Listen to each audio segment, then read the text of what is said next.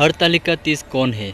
उसकी व्रत की कहानी क्या है? मान्यता है कि भगवान शिव ने माता पार्वती को उनके पूर्ण जन्म के बारे में याद दिलाने के लिए ये कथा सुनाई थी, जो कुछ इस प्रकार है। भगवान शिव माता पार्वती से कहते हैं, हे पार्वती, तुमने मुझे वर के रूप में पाने के लिए घोर तपस्या की थी। तुमने अन्न जल त्याग कर सूखे पत्ते खाए। सर्दी में तुमने लगातार पानी में रहकर तपस्या की। बैसाख की गर्मी में पंचाग्नि और सूर्य के ताप से खुद को तपाया। सावन की मूसलाधार बरसात में तुमने बिना अन्न जल के खुले आसमान तले दिन बिताए। तुम्हारे इस घोर कष्ट वाली तपस्या से तुम्हारे पिता गिरिराज काफ़ी दुखी और बेहद नाराज थे। तुम्हारी इतनी घोर तपस्या और तुम्हारे पिता की नाराजगी को देखकर एक दिन नारद जी तुम्हारे घर आए। तुम्हारे पिता गिरिराज ने जब उनके आने का कारण जानना चाहा तो नारद जी बोले, हे गिरिराज, मैं भगवान विष्णु जी के कहने पर यहाँ आया हूँ। आपकी पुत्री की घोर तपस्या से खुश होकर भगवान विष्णु को उनसे विवाह करने की इच्छा है। इस बारे में आपकी सहमति जानना चाहता हूँ। नारद मुनि की बात सुनकर तुम्हारे पिता अत्यंत खुश होकर बोले, श्रीमान, अगर स्वयं विष्णु भगवान मेरी पुत्री से विवाह करना चाहता है तो मुझे कोई आपत्ति नहीं है।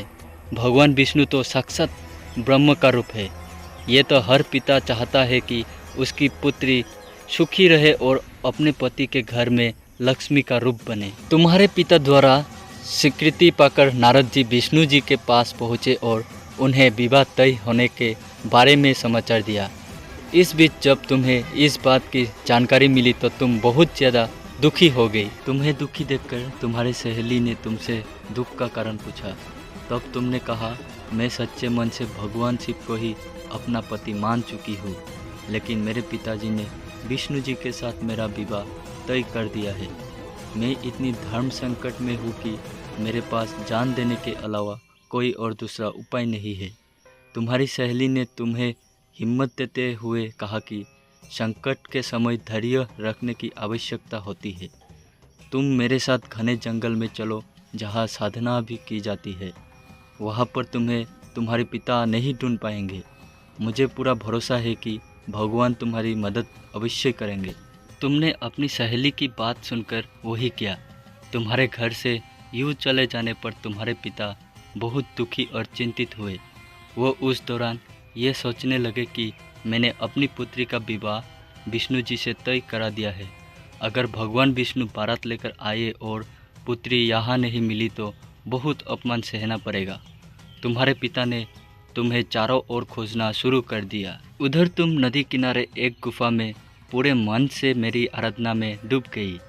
फिर तुमने रेत से एक शिवलिंग बनाई। रात भर तुमने मेरी स्तुति में भजन जागरण किया।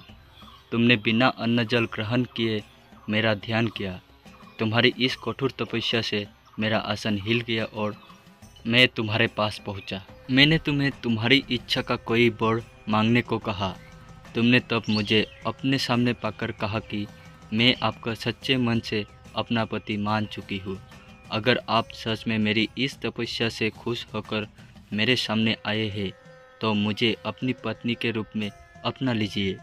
मैं तुम्हारी बात सुनकर तथास्तु कहकर कैलाश की ओर चला गया।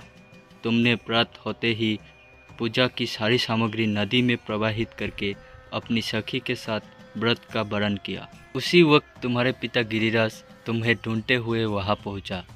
तुम्हारी हालत देखकर तुम्हारे पिता दुखी होकर तुम्हारे इस कठिन तपस्या का कारण पूछा।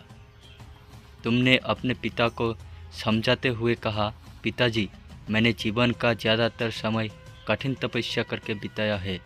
मेरी इस कठोर तपस्या का केवल एक ही उद्देश्य था, शिव जी को पति के रूप में प्राप्त करना। मैं आज अपनी तपस्या की परीक्षा में खरी उतरी हूँ। आपने विष्णु जी से मेरा विवाह करने का निश्चय किया था, इसलिए मैं आराध्य की तलाश में घर से दूर हो गई। अब मैं घर आपके साथ एक ही शर्त पर चलूँगी, जब आप महादेव के साथ मेरा विवाह कराने के लिए तैयार होंगे। तुम्हारे पिता ने तुम्हारी इस इच्छा को मान लिया और तुम्हें अपने साथ वापस ले गए।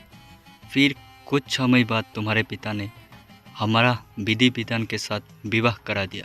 भगवान शिव ने आगे कहा, हे पार्वती, तुमने भाद्रपद की शुक्ल तृतीया को मेरी पूजा करके जो व्रत किया, उसी का फल है जो हमारा विवाह संभव हुआ। इस व्रत का ये महत्व है कि जो भी अविवाहित कन्या इस व्रत को करती है, उसे गुणी, विद्वान व धनवान वर पाने का सौभाग्य मिलता है। वही विवाहित स्त्री जब इस व्रत को पूरी विधि से करती है तो सौभाग्यवती होती है और पुत्र व धन सुख प्राप्त करती है। तो दोस्तों, ये थी हरतालिका तीज की कहानी। कहानी कैसी लगी कमेंट करके ज़रूर बताइए।